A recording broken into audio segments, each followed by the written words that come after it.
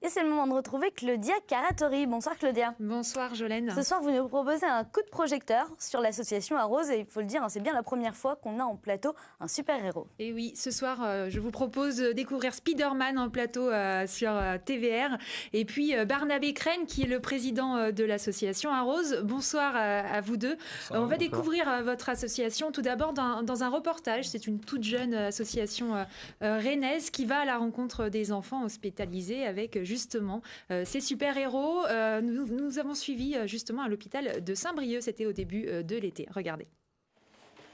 Stormtrooper, Spider-Man ou encore Belle avançant dans les couloirs de l'hôpital de Saint-Brieuc. C'est la surprise organisée pour les enfants du service pédiatrique cet été par l'association rennaise Arrose, héros en breton.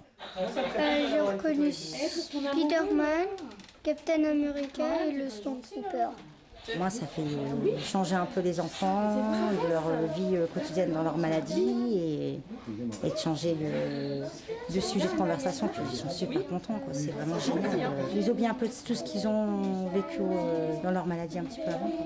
Créée fin 2016, la toute jeune association Arrose a su convaincre en quelques mois à peine, comme ici au carrefour de Rennes-Alma, en remportant le prix des boucles du cœur et un chèque de 7 400 €. C'est vrai qu'on bénéficie aussi d'un dynamisme et d'un enthousiasme qui est vraiment présent et qui nous aide justement à avoir une ascension assez rapide et on croise les doigts pour que tout ça continue. Ouais. Le calendrier des bénévoles d'Arrose est bien chargé. Très régulièrement, l'association va à la rencontre des enfants hospitalisés grâce à une bande de super-héros bien connus des enfants. Je suis passé, il y avait une fenêtre ouverte de l'autre côté. Dans les ascenseurs, c'est long. Je suis beaucoup plus rapide avec mes toiles. T'es passé par là avec tes toiles. Ouais. Dans des visites comme ça, on prend vraiment une bonne dose d'amour et de magie. C'est ça qui motive et ça donne du baume au cœur de voir ces réactions-là en fait. Bientôt, d'autres super-héros viendront compléter l'équipe car l'association rennaise ne compte pas s'arrêter là. D'ici quelques temps, Elsa et Anna, les héroïnes de la Reine des Neiges, accompagneront Belle pour faire briller les yeux de tous les enfants. C'est mignon. Oui, voilà, c'est très mignon et on sait, voilà, comme on l'a dit dans le reportage, d'autres princesses vont arriver parce qu'il manque de princesses parmi les super-héros. Exactement. On a Belle, de Belle et la Bête, il va y avoir Elsa, il va y avoir Anna, qui sont adorées des petites filles, notamment Frozen, la Reine des Neiges. Frozen, d'autres super-héros à venir. Oui, il y a Cendrillon aussi qui est en cours de conception en ce moment, Superman, donc voilà, on en a 7 qui vont arriver là, et donc après on en a aussi d'autres dans les cartons en projet. Si vous voulez un coq, On en parlera tout à l'heure. Alors Barnabé, on va revenir un petit peu sur les origines de cette association. Comment vous avez eu l'idée, comment vous avez trouvé l'idée d'emmener ces super-héros à l'hôpital ? Alors moi je suis finistérien, donc j'ai 5 frères et sœurs, une grande famille, et j'ai 11 neveux et nièces. Donc c'est vrai qu'un jour je me suis simplement posé la question si un de mes neveux et nièces était malade ou handicapé, parce que ils sont tous en bonne santé, mais c'est pas parce que ça m'arrive pas à moi que ça peut pas arriver aux autres. Je me suis imaginé à leur place et je me suis dit qu'il fallait faire quelque chose. Vous aviez vraiment envie, c'était en vous depuis de nombreuses années, et vous l'avez créé justement en novembre dernier.